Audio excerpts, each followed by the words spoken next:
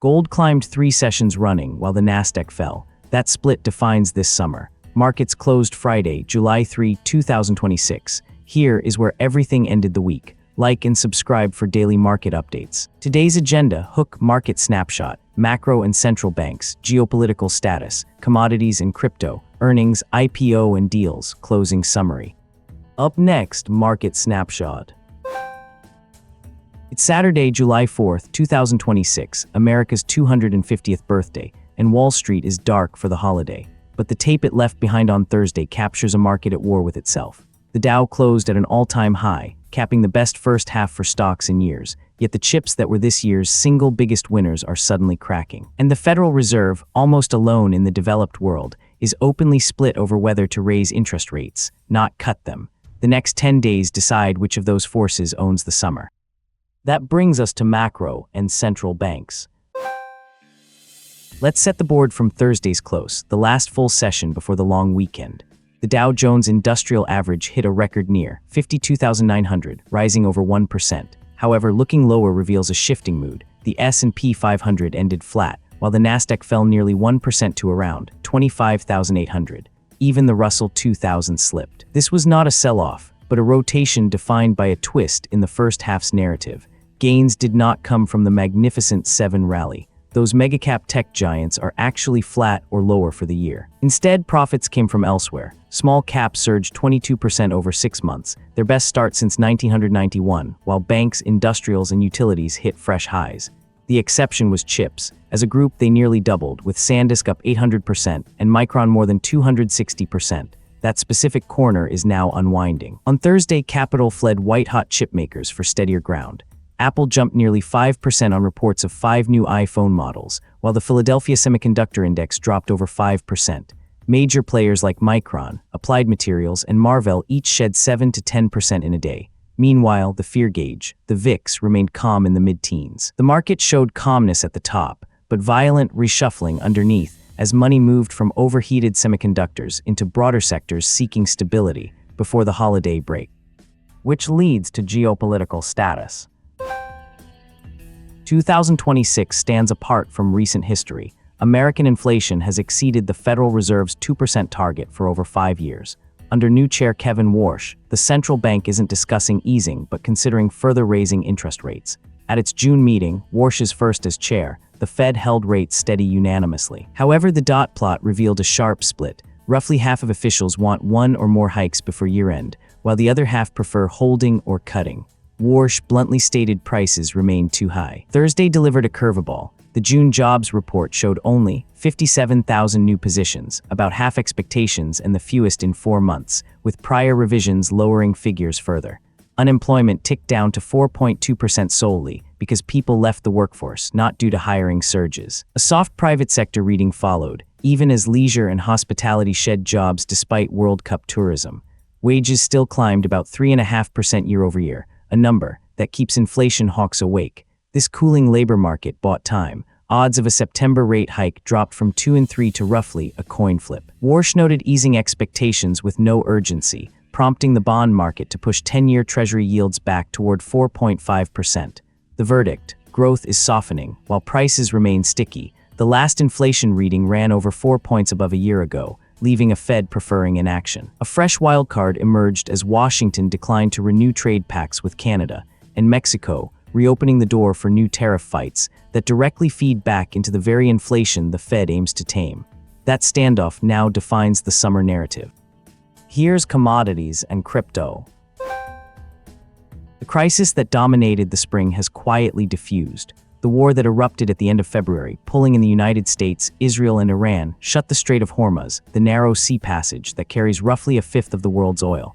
That closure sent energy prices soaring. Now, it is running in reverse. Crude is again moving through the strait at more than 10 million barrels a day. The United Arab Emirates has restored its exports, and Iranian oil is flooding back onto the water after a naval blockade was lifted. The result is a building surplus and oil prices back to where they sat before the first shot. Indirect talks between Washington and Tehran and Qatar have shown real progress, though Iran still insists on controlling the strait, and the next round has been pushed back. The funeral of Iran's former supreme leader begins today. One more crack worth watching. OPEC, the oil producers' cartel, is fracturing, with the UAE already gone and Iraq now threatening to walk. For markets, the message is simple: the fear premium that inflated energy and metals is deflating fast. On to earnings, IPO and deals. That deflation shows up first in oil. U.S. crude sits near $68 to $69 a barrel, and the international Brent benchmark just above 71, both down roughly 20% in 2 weeks and back at pre-war lows. Gold runs the other way, holding near record ground around $4,180 an ounce, lifted by a weaker dollar and fading inflation fears, a safe place to store wealth bid even as the crisis cools. Silver is the wild card near $62. It is up more than 60% from a year ago on booming industrial demand from solar panels and chips, yet it has tumbled from a January spike above $120. Now, the crypto pulse. Bitcoin is trading around $62,000, down more than 10% since January, a year in which it has quietly failed to act as the inflation hedge its believers promised. But the tide may be turning. The spot Bitcoin ETFs, the funds that let ordinary investors own Bitcoin through a regular brokerage account, just swung back to net inflows after weeks of steady bleeding. Ethereum tells a harder story. At roughly $1,700, the average buyer of an Ether fund is deep underwater, having paid closer to $3,400. The forces pressing on crypto are the very same ones lifting the Dow, high interest rates, and a hunt for safety. With the Fed's hike threat easing, this week's soft jobs data market pulse daily SID 127 market pulse daily. Net SID 127 not financial advice, handed crypto a small reprieve. Call it early accumulation, not euphoria. Then there's closing summary. The corporate spotlight belongs to artificial intelligence, and to a headline almost no one saw coming.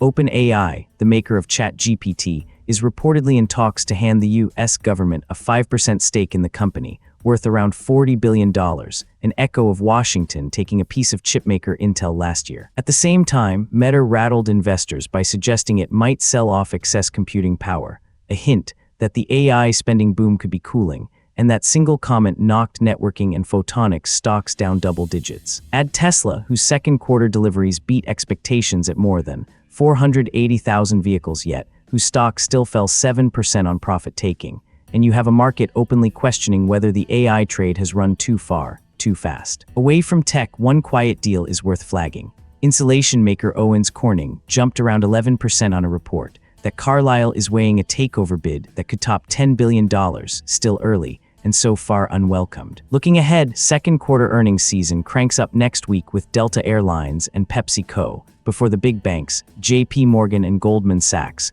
report on July 14th. Finally, let's turn to closing summary. So here is the mood as America turns 250, quietly confident on the surface, deeply divided underneath. The biggest risk is that the chip sell-off, the very stocks that ran hottest all year, curdles from a rotation into a rout. The biggest opportunity is the mirror image. If cooling inflation and a patient Fed hold the line, the money-leaving technology could keep broadening the rally into everything else. What the next 2 weeks hinge on is a tight sequence. First, this Wednesday, July 8th, the Fed releases the minutes of Warsh's June meeting, the detailed record of just how close officials came to hiking. Then, on July 14th, June inflation data, and the first big bank earnings land on the same morning. And it all builds toward the Fed's rate decision on July 29th. In a world where most central banks are cutting, ours is thinking about the opposite, and that tension will set the tone for the entire summer. If today's read helped you make sense of a market pulling in two directions at once, subscribe and turn on notifications. We do this every morning the bell rings. Happy 4th of July. Gold has climbed for 3 consecutive sessions, while the Nasdaq retreated. Investors should watch Wednesday's Federal Reserve minutes for clues on rate hike odds before year-end, with bank earnings this Thursday potentially confirming whether AI spending is cooling.